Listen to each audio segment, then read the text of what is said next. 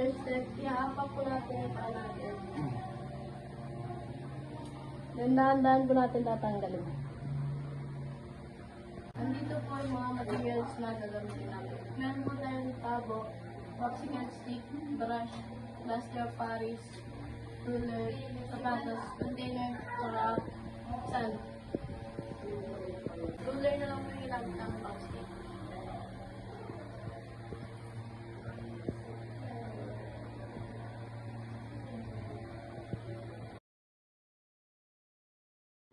At dahan-dahan po natin alisin yung ruler nang hindi po na sisira yung shoe impression. Dito po sa step na to, sa next step po, ilalagay po natin yung plaster of Paris or plaster dito po sa may container na gagamitin natin.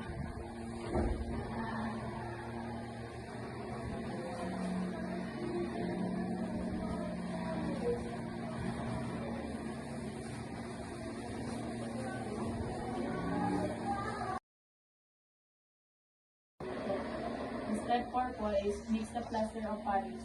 Mix po yung plaster of Paris with water until it reaches a pancake-like consistency.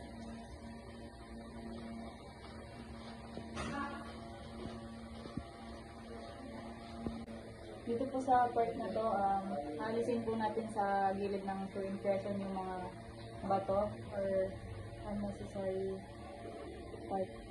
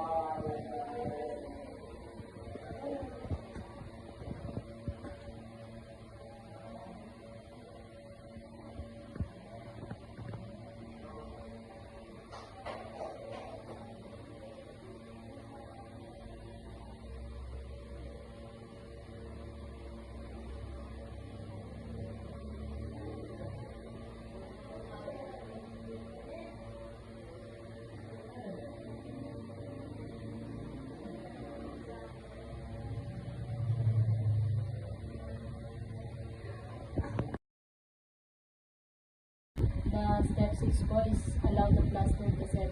Leave the cast undisturbed until fully hardened.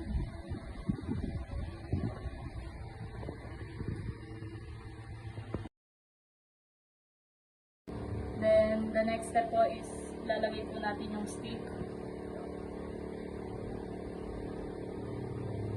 It helps din po para tumigas or mas tumigas po ng maayos yung nang maayos po sa shoe impression kapag tinanggal natin.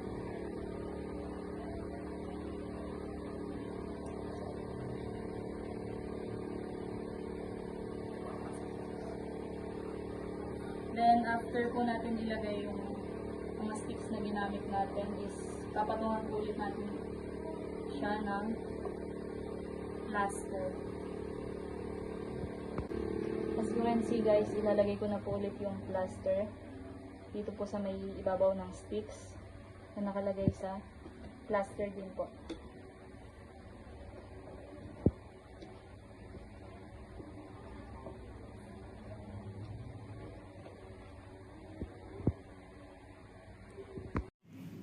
The next step po is aalisin po natin sa palibot ng shoe impression yung sand. Kahit hindi po lahat or hindi lahat ay malaga lang po is makuha po natin yung pinaka shoe impression.